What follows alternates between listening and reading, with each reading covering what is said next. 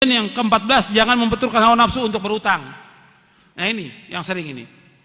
Semuanya hidupnya utang. Ya, akhirnya dia menjadi tukang utang. Gak boleh dalam Islam seperti itu.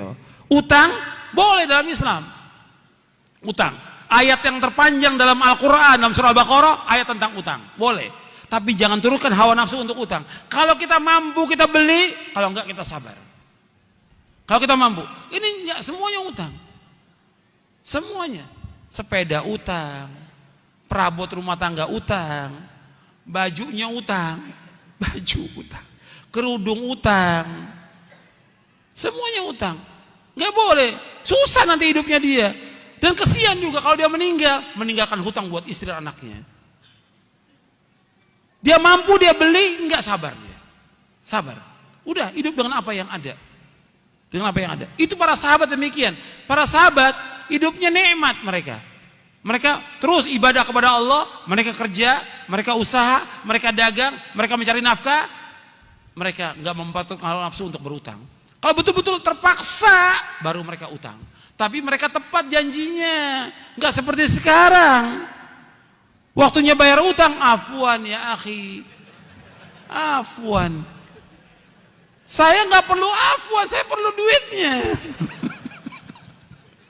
Afwan.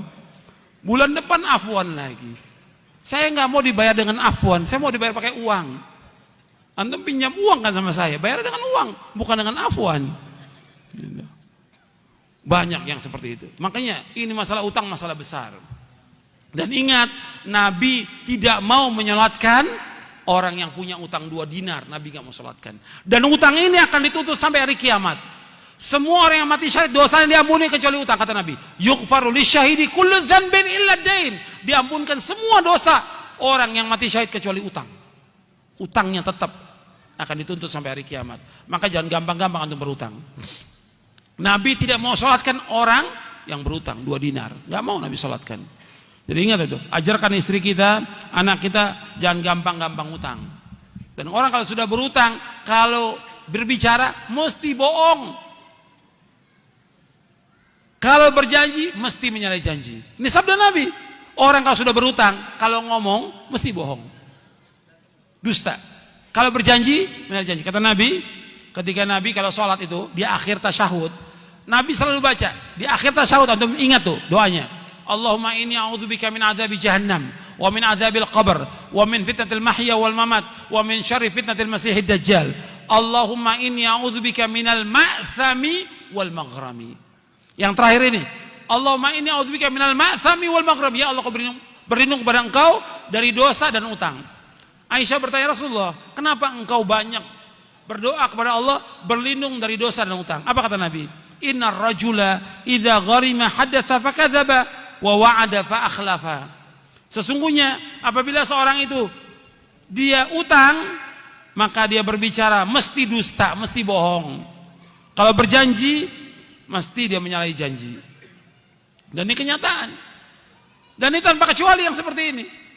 Yang orang awamnya, yang penuntut ilmunya, yang ustadznya.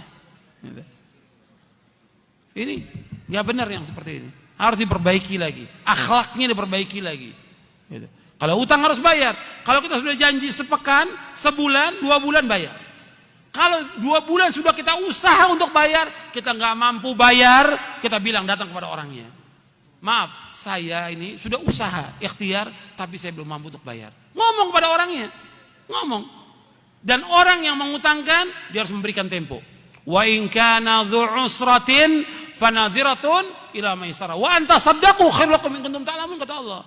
Dalam surah Al-Baqarah, kalau orang yang punya kesulitan gak mampu bayar, kamu berikan tempo sampai dia lapang. Kalau kamu sedekah kepada dia lebih baik, kata Allah. Kita ngomong, ini enggak waktu mau utang luar biasa. Waktu mau utang kepada kita, SMS, telepon, datang ke rumah, nangis-nangis, luar biasa. Begitu dikasih janji sebulan, udah sebulan nggak datang, nggak ada kabar, la salam, wala kalam, wala khobar, sudah. 2 bulan ditanya, marah dia. Antum nagih sama saya, antum nggak percaya sama saya. Lo antum utang harus bayar. Wah, tambah marah lagi. Ini sikap banyak kaum muslimin seperti ini. Nggak boleh. Kalau utang harus bayar. Dia ketika dia berutang, dia berani ngadepi. Ketika dia nggak mampu bayar, juga berani ngadepi. Datangi orangnya. Itu akhlak Islam, akhlak Islam. Antum lihat, saya ambil contoh satu. Ya, di zaman dahulu, ini pelajaran buat kita semuanya ini, dan juga buat para dai. Di zaman dulu, sebelum Nabi Muhammad, jauh sebelum Nabi Muhammad SAW, cerita Nabi, ada seorang berutang 1.000 dinar, dia utang kepada seorang. Kemudian siapa janjinya? Kamu berjanji, siapa saksinya? Kamu berutang pada saya? Allah. Siapa? Saksinya Allah. Siapa jamin? Allah. Kata dia. Allah, dia bilang. Sudah, hari dia berangkat safar dengan perahu ke satu tempat. Ketika sudah janji pada waktu itu, nggak dapat perahu dia untuk menyeberang.